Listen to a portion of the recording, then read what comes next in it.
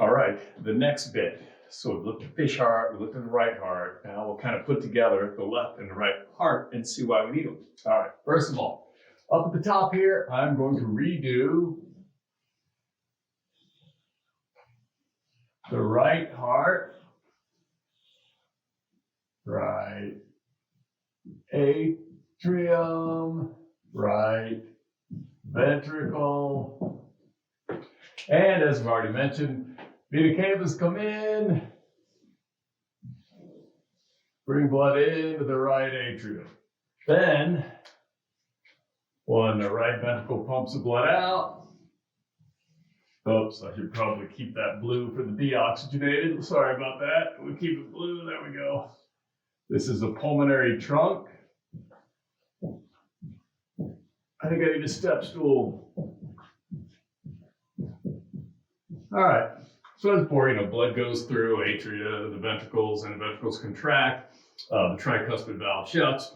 Love ventricle generates pressure, squirts it out the pulmonary trunk, and we know where the pulmonary trunk goes. So I'll follow it down. Goes to the lungs. Now, here's where the color changes on all our models and diagrams, because in the lungs, this deoxygenated blood that travels through the lungs is going to pick up the oxygen. That's what the lungs are for. They allow diffusion of oxygen from the gas inside them, from the atmosphere, into the blood.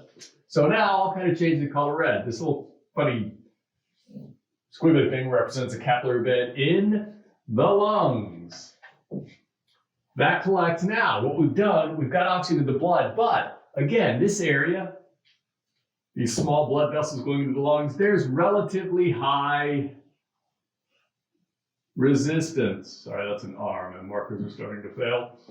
So the pressure drops. So you got the blood to the lungs, it picks up oxygen, but the pressure's low. Now with the fish, that low pressure blood will go on to the rest of the body, but that's going to be too slow to support our metabolism. So what we're going to do, the blood then returns from the lungs. This would be oxygenated blood, and it comes back into pulmonary veins.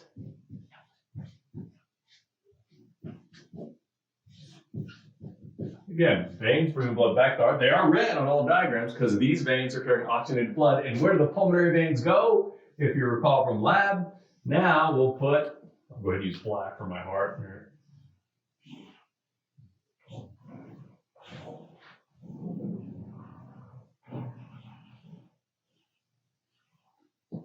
Back to the left atrium. So this is the left atrium. And this is the left ventricle. Now, I'm not going to go through the blood flow through the left ventricle. It's just like it is in the right. The names are different. So the blood, now oxygenated, will flow from the lungs into the left atrium. Of course, fills it up, passes through the atria into the ventricle. Of course, the valve, it's the same type of valve. There's a left atrioventricular valve called the bicuspid or the mitral valve. It only has two cusps. Again, passive filling 80%. Then the atrial contract, squeeze that last little blood into the left ventricle. Then when the ventricle contracts, this blood is still oxygenated. And that blood is going to leave the left ventricle in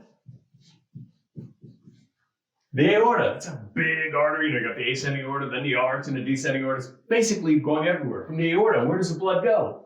It goes to all parts of the body except the lungs. And of course, as it passes through all these other tissues, the oxygen is removed, some of it anyway, about 25%.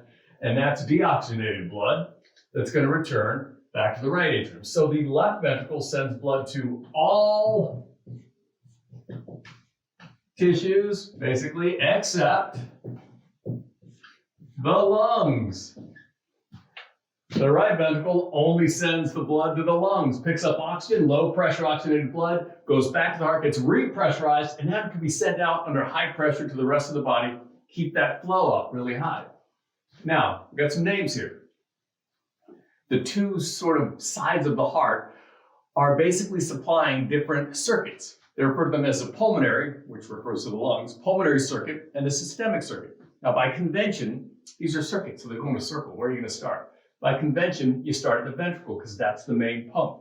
So on the right side, so we start at the right ventricle, include everything up to the left atrium, that portion, not including the atrium, that is referred to as the pulmonary. That's the pulmonary circuit of the circulation. It starts at the right ventricle, goes out to the lungs, comes back to the left atrium. That's the pulmonary circuit. Again, pulmonary lungs. Then the rest of this, we'll start with the left ventricle, go to all the tissues in the body except the lungs, include the right atrium. That is referred to as the systemic circuit of the circulation. It supplies blood to everything basically except the lungs. So that's pulmonary systemic circuit. You should know where they start at the ventricle, and where they end, the opposite atrium. That's a pulmonary systemic circuit. So when we looked at the lab, all that blue-red business, the pulmonary circuit, all the arteries are carrying deoxygenated blood. Granted, there's not many of them, they just go to the lungs, but they'll all be blue. The pulmonary veins are all carrying oxygenated blood, they're red. That relationship is reversed in the systemic circuit. This oxygenated blood, not getting deoxygenated in the heart, it gets pumped out. All the systemic arteries, aorta, brachiocephalic, most of the ones we looked at, they're carrying oxygenated blood on our bottles and diagrams. That's why they're red. You pass through the tissues, some oxygen is removed, so we start shading all these structures blue. Those are all the systemic veins. So that's the color business we get. Again, it's not artery vein that makes it blue and red. It's whether they're carrying the oxygenated or deoxygenated blood. Now, one last thing to mention with this, because it's kind of weird, but if you look at these hearts, we've looked at them in lab, right? You open up that right ventricle, you open up the left. The right ventricle is just this wimpy, half-inch thick thing on the cow hearts. The left ventricle's big, massive, inch and a half. They're quite different. So if you were going to guess, which one do you think pumps more blood? Keith back there goes, well, the left ventricle, of course, it's bigger. No, you're wrong. Turns out these two sides of the heart, the two circuits, must pump exactly the same amount of blood, or you're going to have some big problems. Because think about it. Look at an example. Let's say the left side of the heart, the left ventricle, pumps 5 liters per minute. 5 liters per minute goes out here through this circuit, comes back to the right side of the heart. Let's say the right side of the heart is only pumping 4 liters per minute. So 5 is coming in, only 4 is going out. Where's that other liter going? It's going to back up here.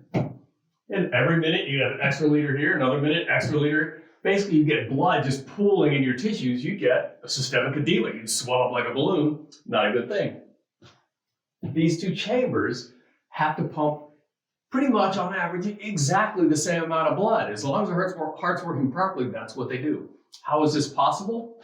You remember that Starling's law of the heart business? The length tension relationship, or the circumference tension relationship, if you will? That's what comes into play here. Because think about it. If the left ventricle pumps more blood, more of it's going to be pushed into the right ventricle. What does that do? It stretches it out more. When you stretch it out more, what's the right ventricle going to do in response? Pump more. Again, it's that more in, more out sort of business with the length tension relationship, or the Starling's law of the heart.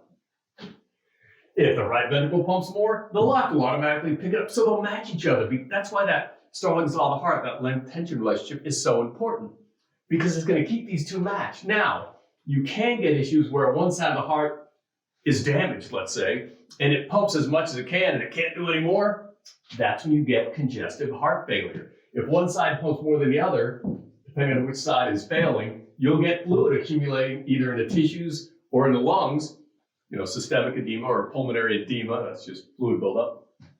But in an ordinary heart that's working properly, they'll both pump the same amount. The left side pumps less than one to the right, it'll pump less. So that's awesome. It's kind of an automatic control mechanism.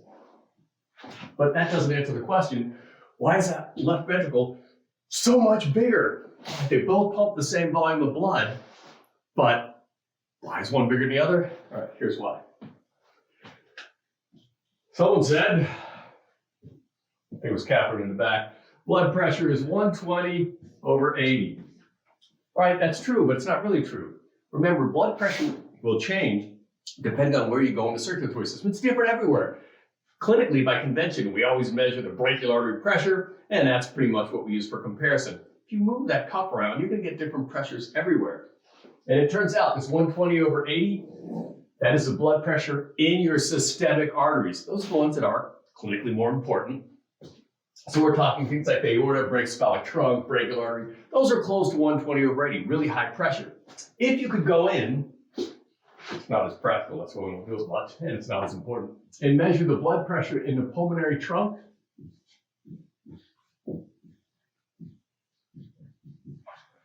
that might only be like 20/5. So that is your blood pressure. You know, I say, if your blood pressure is 20/5, are you okay? No, you're dead. No, it's true. Your blood pressure is 20/5 right here.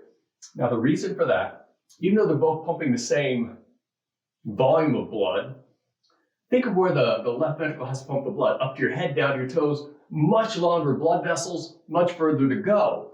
Where's the right ventricle pumping the blood? Out here, back. There's not as much resistance. So in order to pump the same amount of blood, because there's more resistance in the systemic circuit, it must pump at much higher pressure. What is that, 6 times the pressure?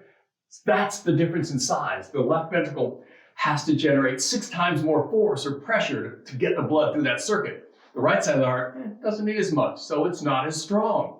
But they both pump the same volume of blood. That's also why, if there's something wrong with somebody's heart, you don't know anything else about it, it's probably the left side.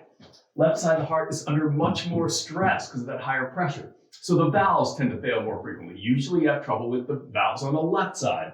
You know, the aortic and the bicuspid valve. Usually, well, it's possible, don't have as much problem with the valves on the right side. Not nearly as much stress on them, not as much pressure. You know, same with the chambers. Usually it's the left heart that goes bad, not the right. That's why when you get congestive heart failure, one of the usual symptoms is fluid buildup in the lungs. That's because the right side of the heart pumps fine. The left side is what typically gets damaged, and so the blood tends to back up into the lungs, and you get fluid. As that blood backs up, you get fluid leaking out of the lungs, and you get, that's the edema, which interferes with breathing and can be damaging. So that's it. That's why we got the 4-chambered heart, both mammals and birds. I'll be back in a bit to do a little bit more.